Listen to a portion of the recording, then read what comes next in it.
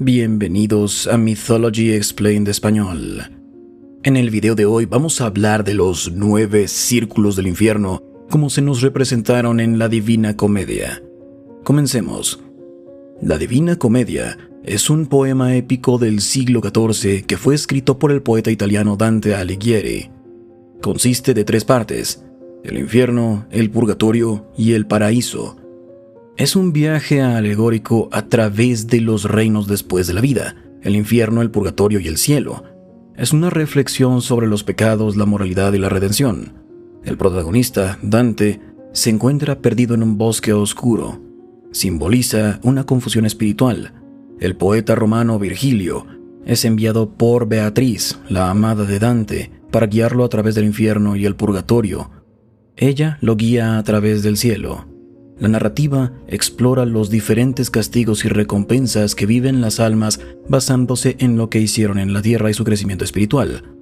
En el infierno, Dante y Virgilio viajan a través de los 9 círculos. Cada uno representa diferentes categorías de pecados, con castigos dependiendo de la severidad de los pecados cometidos. Dante se encuentra con figuras históricas y mitológicas. Usan sus historias para explorar temas divinos de justicia y las consecuencias de las acciones humanas y las conductas. En el purgatorio, la segunda parte del poema, vamos a la montaña del purgatorio, dividida en 7 giros que representan a los 7 pecados capitales. Conforme las almas ascienden por la montaña, pasan por un proceso de purificación a través de la penitencia y el desarrollo espiritual.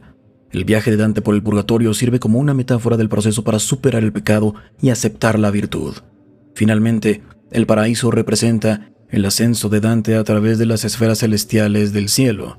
Guiado por Beatriz, Dante se encuentra con varios santos y teólogos que exploran la naturaleza del amor divino y la sabiduría del viaje que culmina en una visión de Dios. Se enfatiza la máxima meta del enriquecimiento espiritual y la unión con lo divino. La Divina Comedia es una obra compleja que une la teología, la filosofía y algunos comentarios políticos, escrito en el italiano vernáculo de la época de Dante. Fue innovador por su uso del lenguaje y su influencia en el desarrollo de la literatura italiana. Las vívidas imágenes del poema fomentaron la narrativa y una profunda exploración de la condición humana. Eso ha asegurado su gran impacto y su legado como una de las piedras angulares de la literatura de Occidente.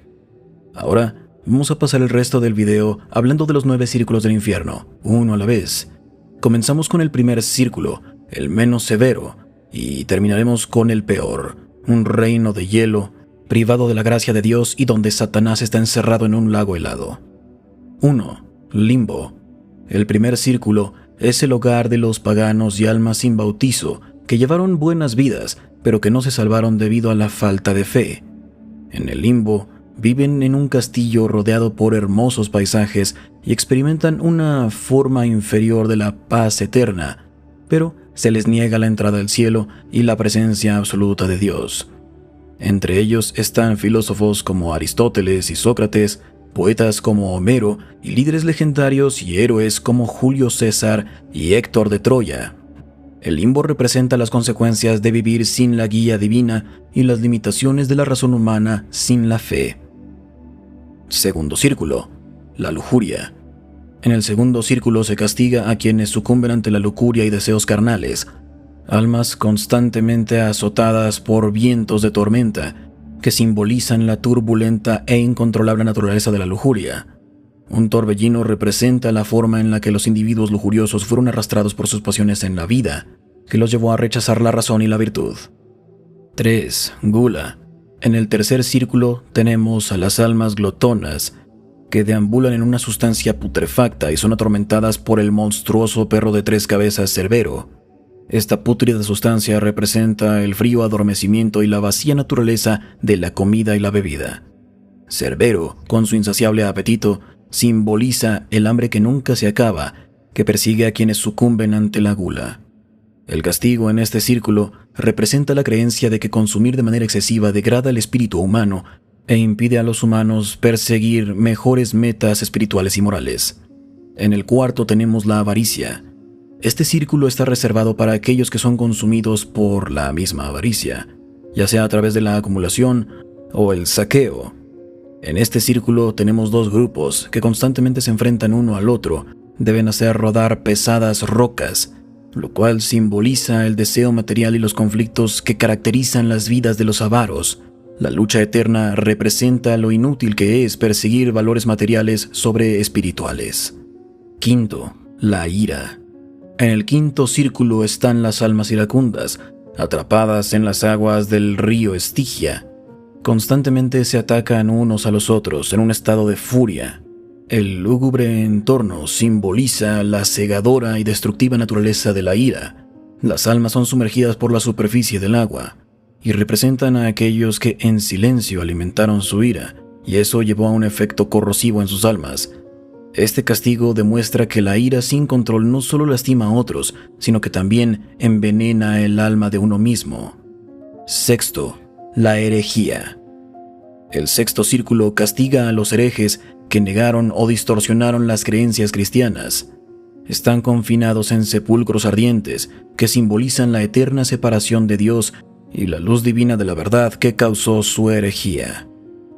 Estas piras ardientes representan el daño espiritual y la oscuridad que fueron resultado del negar la doctrina cristiana. El castigo enfatiza la importancia de la fe y las consecuencias de negar la sabiduría divina. Séptimo, la violencia. En el séptimo círculo tenemos una división de 3 anillos que castigan diferentes formas de violencia. El externo castiga a aquellos que son violentos contra otros. Los pecadores son sumergidos en un río de sangre ardiente llamado Flegetonte.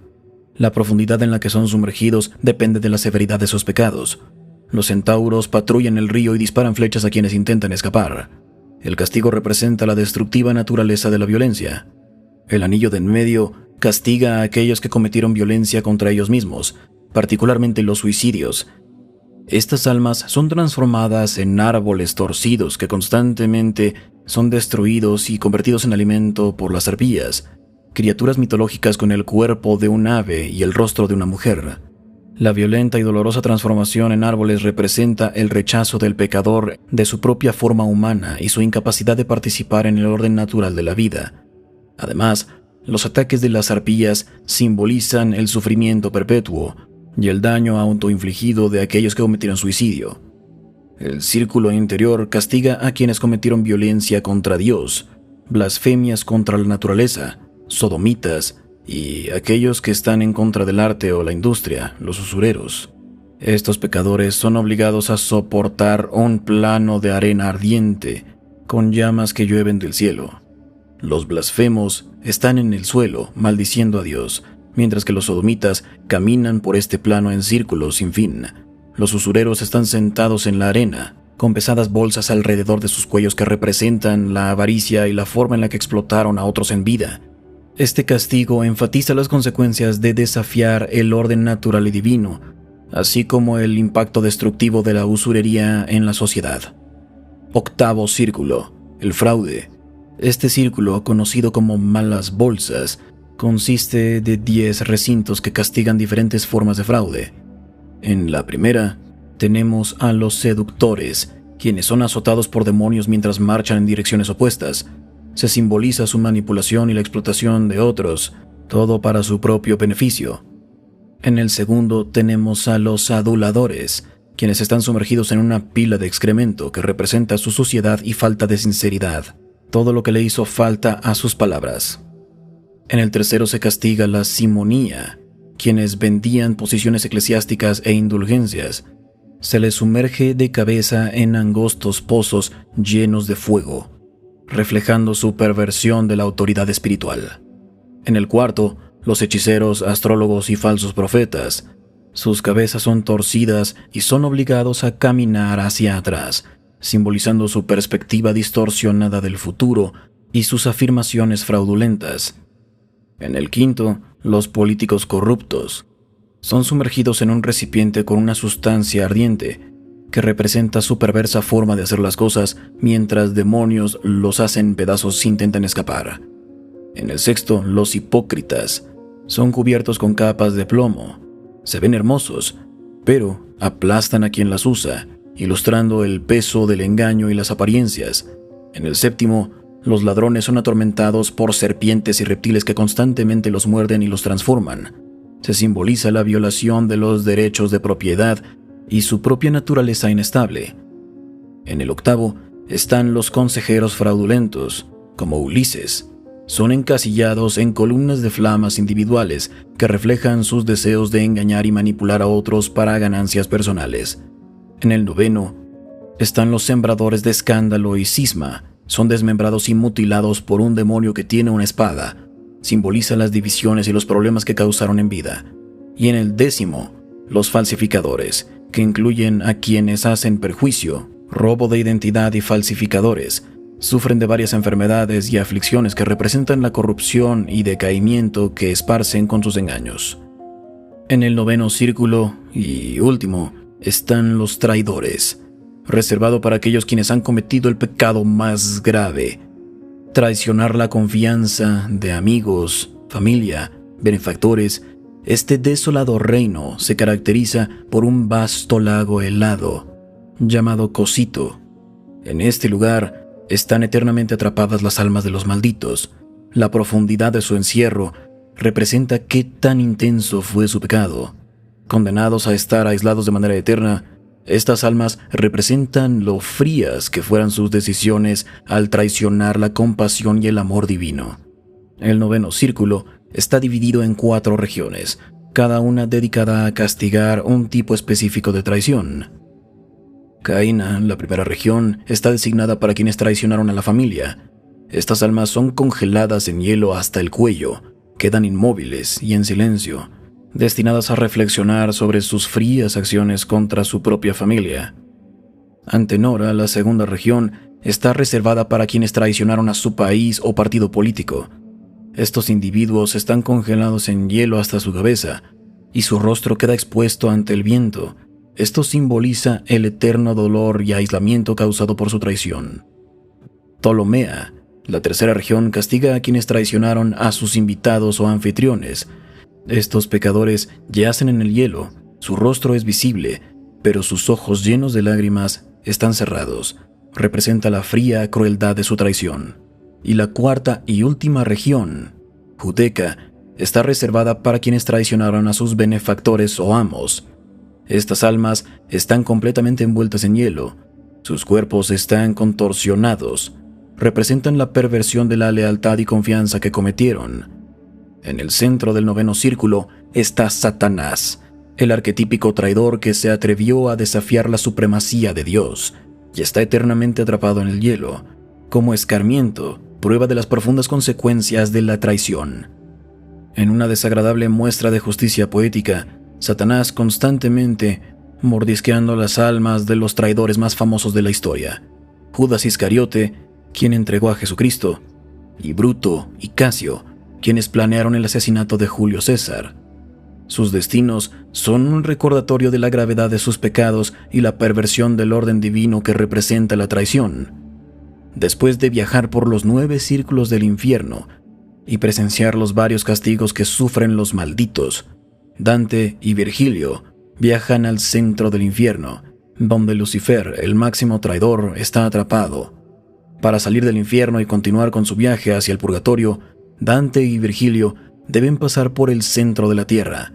Con la guía de Virgilio, Dante pasa por el cuerpo congelado de Lucifer, el cual físicamente representa la culminación de todo pecado. Conforme descienden, deben navegar a través de este peligroso terreno helado, que simboliza la lucha para superar las influencias pecaminosas que ya han desviado a Dante en vida. Al llegar al centro de la tierra, Dante y Virgilio experimentan un cambio en su orientación. Trascienden de descender a ascender. Ya no bajan hacia el infierno, comienzan a subir hacia el purgatorio. Esta transformación simboliza un punto crucial en el viaje de Dante. Marca este cambio de estado de desesperación y pecado a algo de esperanza y redención. Al subir y distanciarse de Lucifer, Dante demuestra su decisión de enfrentarse y superar sus errores del pasado, mientras que busca el desarrollo espiritual y la iluminación. Salen de las profundidades del infierno. Dante y Virgilio llegan a las faldas de la montaña del purgatorio, ubicada en una isla que se formó cuando se movieron rocas cuando Lucifer cayó del cielo. Aquí Dante inicia su siguiente fase en su viaje. Asciende por la montaña del purgatorio para transformarse espiritualmente y purificarse. Y eso es todo por hoy. Si les gusta el contenido, no olviden dejar un like y suscribirse al canal. Gracias por acompañarnos.